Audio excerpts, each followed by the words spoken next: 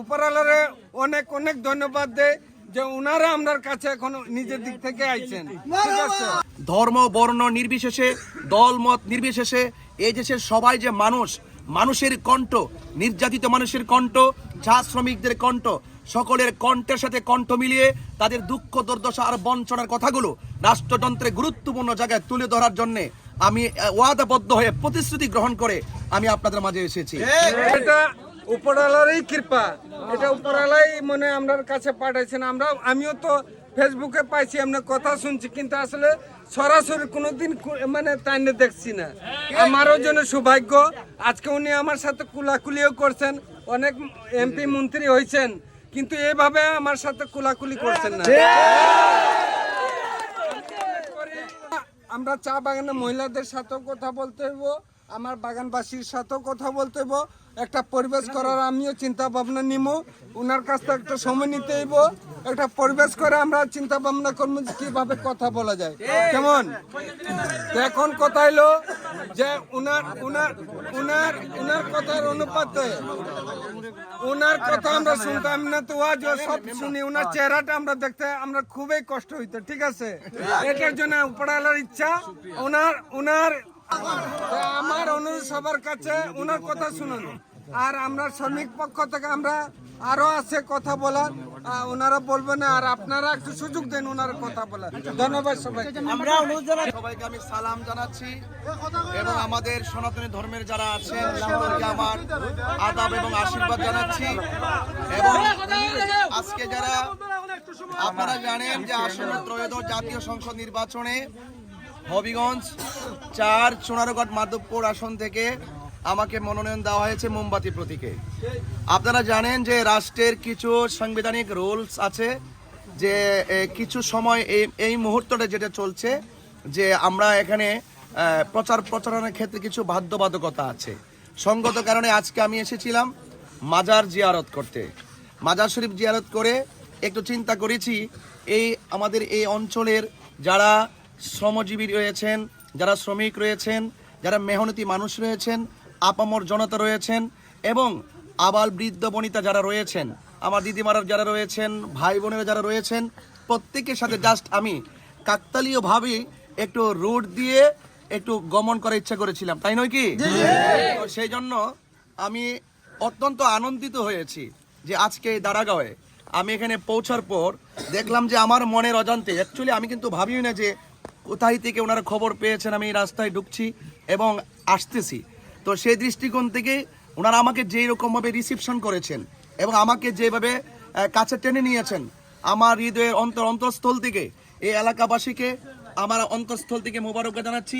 এবং বাগানের যারা চা শ্রমিকরা রয়েছেন এবং বাগানের যারা নেতৃস্থানীয় ব্যক্তিবর্গ যারা রয়েছেন, যারা এই সমাজের সম্প্রীতির জন্য কাজ করে যাচ্ছেন, শান্তির লক্ষ্যে কাজ করে যাচ্ছেন, শৃঙ্খলার জন্য কাজ করে যাচ্ছেন, তাদের প্রত্যেকের যে অ্যাক্টিভিটিস এবং যে উৎসাহ উদ্দীপনা আর নেতৃত্বের যে বহিঃপ্রকাশ আমি লক্ষ্য করেছি, সত্যিকার অর্থেই আমার পক্ষ থেকে আমি আন্তরিকভাবে অভিনন্দন এবং মোবারকবাদ তাদেরকে জানাচ্ছি।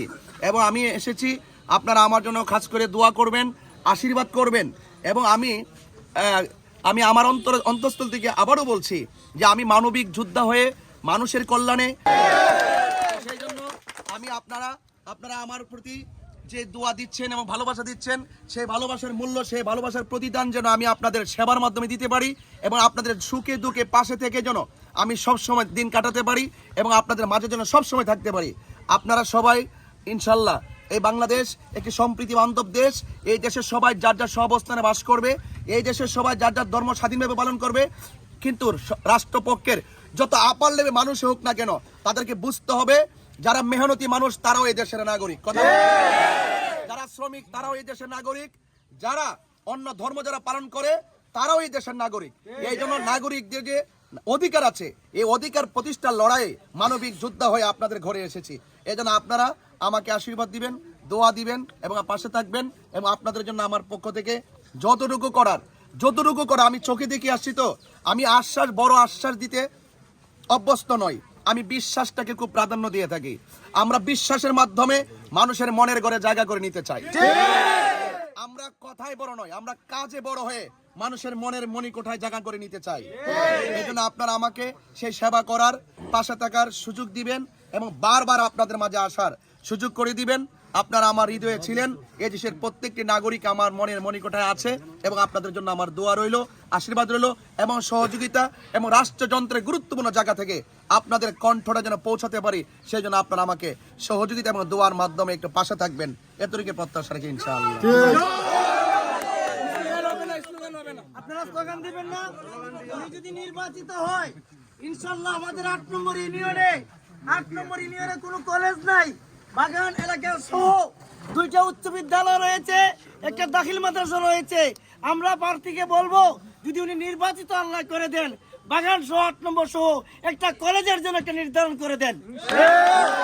একটা কলেজ যেন হয়ে যায়, আমাদের এলাকার ছেলেরা যেন এই আশেপাশে একটা কলেজে যেন পড়তে পারে, এই তৌফিক যেন আল্লাহ দেয়। আমাদের একজন যোগ্য ক্যান্ডিডেট এসেছেন, বাগানবাসী এলাকাবাসী সর্বস্তরের মানুষ যেভাবে ওনাকে ভালোবাসে, আমরা যেন ওনার ভালোবাসা আজীবন পেয়ে যাই। নামাজ আসেন, এইদিকে না, নামাজ পড়েন। নামাজ এই শোন ভাই, শোন ভাই,